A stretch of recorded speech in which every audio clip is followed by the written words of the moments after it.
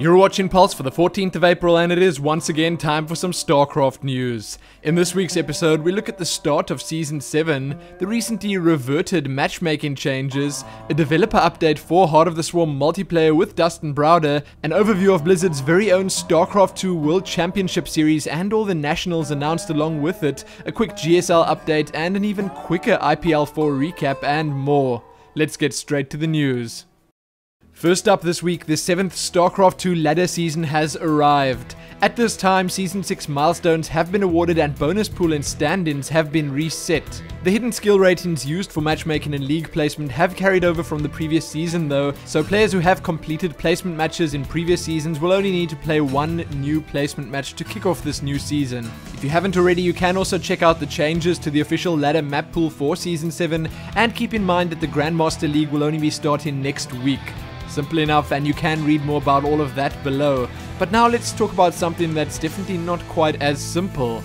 Blizzard previously announced that they intended to loosen the range of opponents chosen in matchmaking, causing the game to occasionally match players with opponents that were either a lot better or sometimes a lot worse than them. This change was carried out just a few days ago. They carefully evaluated the results they saw and they decided to roll back the change for now. It seems like the main or biggest problem stemmed from the far ends of the range of skill, and they have now returned to the previous matchmaking tune-in. Yes, that's pretty much all the information we were given about this. I sadly didn't even get a chance to test this out myself. Nonetheless, Blizzard say they may make further adjustments to the matchmaker in the future, and that we should just stay tuned and keep going at the ladder. What do you guys think? Did any of you play and either like or dislike the changes? Let me know below, and if you want to read more about this, you can find links to everything that I just spoke about in the description below this video. Moving right along though, as most of us know, but sadly don't hear much about, Blizzard are currently working non-stop on StarCraft 2 Heart of the Swarm and Blizzard Dota, and hope to be able to get Heart of the Swarm out for the public to see sometime in the near future.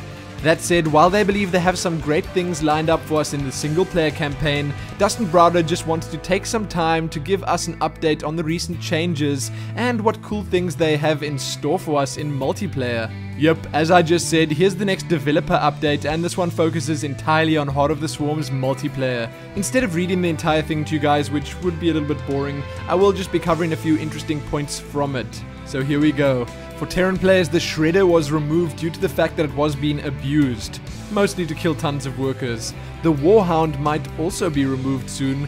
Blizzard is considering giving Terran a long-range cannon or weapon of sorts to help break siege tank walls.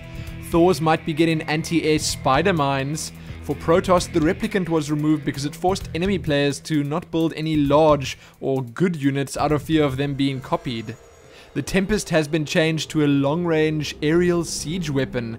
Before it was an anti-air splash damage ship, if you didn't know. For the Zerg, there's a new Viper ability that allows it to blind enemy units in an area of effect, and another Viper ability restores energy by feeding off mineral patches. The Overseer has been brought back to be made more fun in the future, and the Viper is now a pure caster. New types of Nidus worms are going to be added. One example given is a variant that can spew creep across large areas to create creep highways.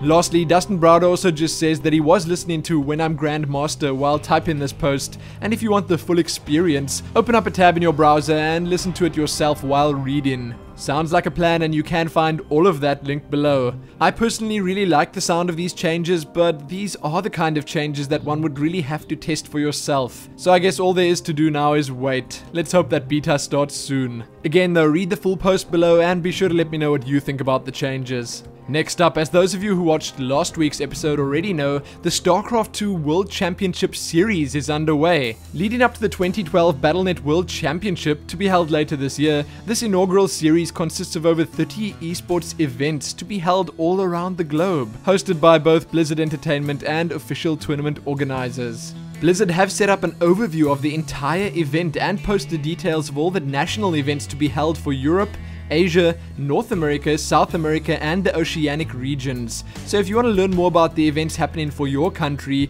that is, if there are events happening for your country, then you can check all these posts out below or over at the official sites. I must say that seeing all of this is making me really crave the 2012 Battle.net World Championship.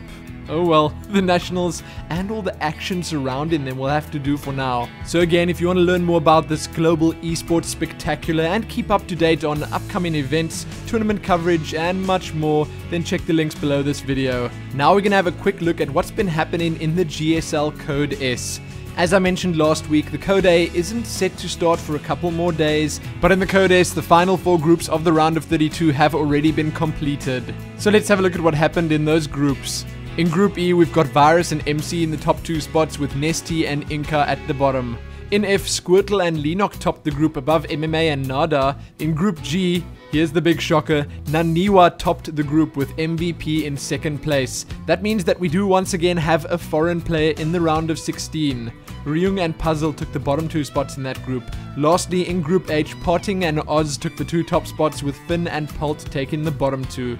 That's pretty much all there is in the results. The Code A will be starting on April the 17th and the Code S round of 16 on April the 18th. I must just mention that the round of 16 groups have not yet been set up, so there's nothing to really report on there. So check back here soon for more on those. Moving right along though, let's have a look at what happened at the IPL4. So in the grand finals, we had Fanatics Alive and Team Startails Squirtle. Squirtle actually qualified via the open bracket and then came back up from the losers bracket to the grand finals, which meant he had to actually take 2 best of 5 series in a row to win. Needless to say, that is not easy against someone as good as Alive. Squirtle did manage to take the first best of 5 series with a score of 3-2, but the second series was claimed quite convincingly by Alive with a score of 3-0. Yes, big congratulations to Alive for taking that first place and the $40,000 that came with it. In 2nd place, we did obviously see Squirtle, 3rd place was Nesty, and 4th place MMA. If you want to see what happened during the group stages, the open bracket, or the championship bracket, then you can see the full results below. The Liquidpedia page has you covered. Apart from the actual results, you can see a bunch of photos, videos, interviews, and more too. There were obviously also a couple of upsets and there was some drama at the event, but you're gonna have to read about that for yourself. The best place to do so would probably be over at Team Liquid. They have some amazing day 1, 2, and 3 recaps up. So again, read all about that below, and now let's move on to the StarCraft 2 Smalls. First up in the tournament and event Smalls, read some IPL Team Arena Challenge 3 updates, have a look at some recaps from the Iron Squid group stages, and read how Grand Rex is welcoming the Iron Squid for its grand finals. That's in Paris if you were wondering, and it's going to be happening on May the 5th. The NASL Season 3 has started and you can read all about that below. The first MLG StarCraft 2 Spring Arena's casters, analysts and broadcast details have been announced. The casters and hosts of the DreamHack Open in Stockholm have been announced.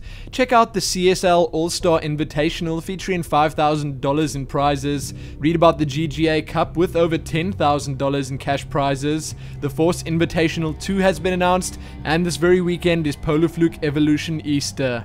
Now we're going to move on to the community Smalls, and first up, Blizzard loves Barcraft. Check out the latest Art of War post, making a comeback. Read about Blizzard's new Battle.net mobile alert system. Then have a look at and listen to an original song from Josh Roars titled Live for the Swarm. It is amazingly good and definitely worth checking out. Then Night End is heading to Korea. You can check out a Violet highlight video and wallpaper. There's a post up over on Team Liquid showing a program off that resumes games from replays. Now I'm not sure how well this works or if it's even real, but the idea is cool and you can check it out for yourself below. Then 2 more songs. Drone So Hard from Tempo and John the Translator from Ken Ashcorp. Both of them are pretty cool, as you can expect, because both those guys really know what they're doing. But sadly, that is all I have for you in the StarCraft news this week. Check back here soon for more, like the video and do all that other good stuff, and most importantly, happy StarCrafting.